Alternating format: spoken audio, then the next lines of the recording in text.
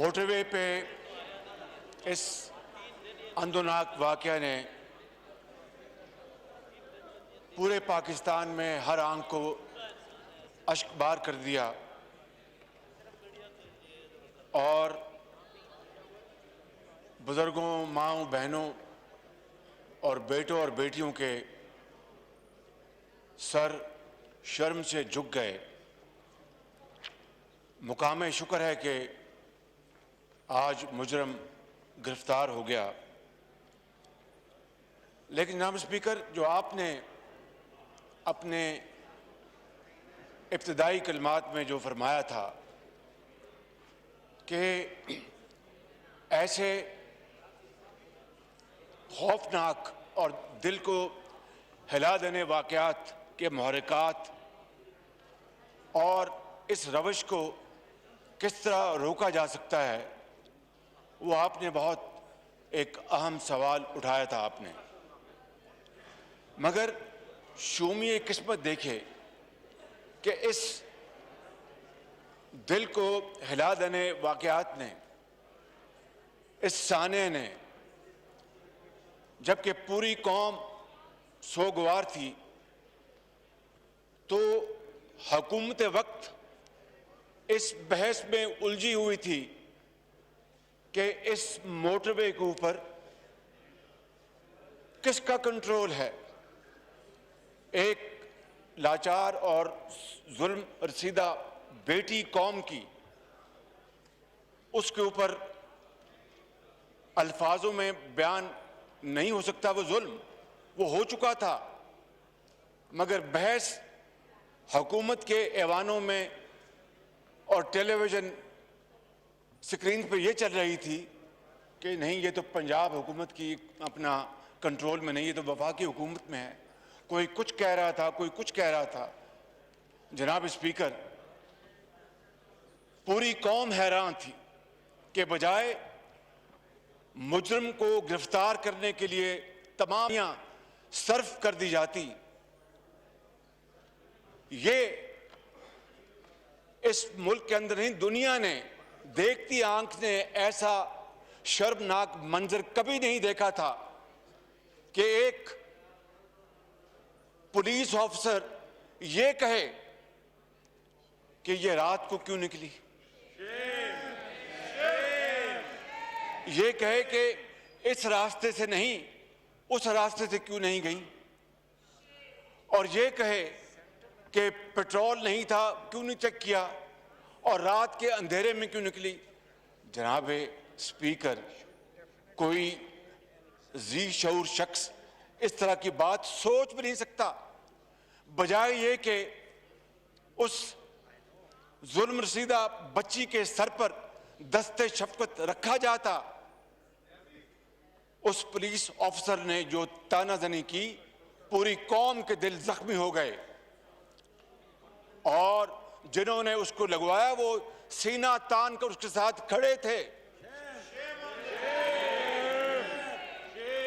कि हमने इसको लगवाया। और उस ऑफिसर की रिपोर्ट मैं नहीं, खुद जो एजेंसीज हैं वो पुकार पुकार के ये कह रही थी कि ये बंदा ये करप्ट है और ये इस लायक नहीं कि इसको कोई अहम जिम्मेदारी इसको दी जाए, और उसको किस तरह ढिठाई के साथ जनाब स्पीकर उसको उस जगह लगाया। और फिर ये एक मकाफत अमल है कि फौरी एक ऐसा हादसा हुआ कि उसका पूरा पोल खुल गया। जनाब स्पीकर, आपको याद होगा उस वक्त गो कि आप KPK असेंबली के स्पीकर थे कि कसूर में कौम की बेटी ज़ैनब के साथ जो जुल्म और ज़्यादती हुई, और उस वक्त हमारी हुकूमत थी, PTI की हुकूमत ने, PTI की उस वक्त जो लीडरशिप थी, किस तरह वहां पर कसूर जाकर इस मामले को बदतरीन सियासी रंग देने की कोशिश की, किस तरह उसको एक्सप्लॉइट किया गया, किस तरह वहां पर सियासी बयानात दिए गए। और पूरी की पूरी पीटीआई की लीडरशिप की ये कोशिश थी कि ये उस बच्ची के साथ जो जुल्म और ज्यादती हुई और आसमान क्यों ना फट जाता इतने बड़े हादसे के ऊपर, बजाय इसके कि वो जेन्युइनली एक जिम्मेदार पॉलिटिकल पार्टी के तौर पर वो अपना किरदार अदा करती, उन्होंने कोई कसर नहीं छोड़ी उसको एक्सप्लॉइट करने की। मगर आज और फिर ये अल्लाह ताला का बेपाया फजल व करम था जनाब स्पीकर कि फिर पूरी टीम की काविशों के साथ उस रब्बे जुल जलाल की मेहरबानी के साथ उसका खोज लगाया गया। 1300 सैंपल दिए गए डीएनए के फोरेंसिक लैब को और 1100 कुछ नंबर पर वो जो शख्स था जिसने ये जुल्म किया था, बर्बरियत की थी, वो पकड़ा गया और फिर डेली अदालतों में उसका केस चला और उसको कानून के मुताबिक उसको वो सजा मिली कि रहती दुनिया तक दुनिया याद रखेगी।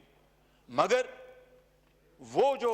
सूरत हाल मैंने अभी गुजारिश की आपकी खिदमत में, आज इस वाक़े के ऊपर जो मोटरवे के ऊपर हुआ, पूरी की पूरी पॉलिटिकल ऑपोजिशन लीडरशिप ने इंतहाई जिम्मेदारी का सबूत दिया और ये पूरी कौम के साथ आवाज के साथ आवाज मिलाई कि मुजरिमों को फिलफौर गिरफ्तार किया जाए और उसको कैफरे किरदार तक पहुंचाने में देर न की जाए, और भरपूर कंडेम किया इस पुलिस अफसर के बयान को कि एक तरफ ये जुल्म और दूसरी तरफ वो इस तरह बयान दे रहा है कि शायद, और कहते हैं कि ये तो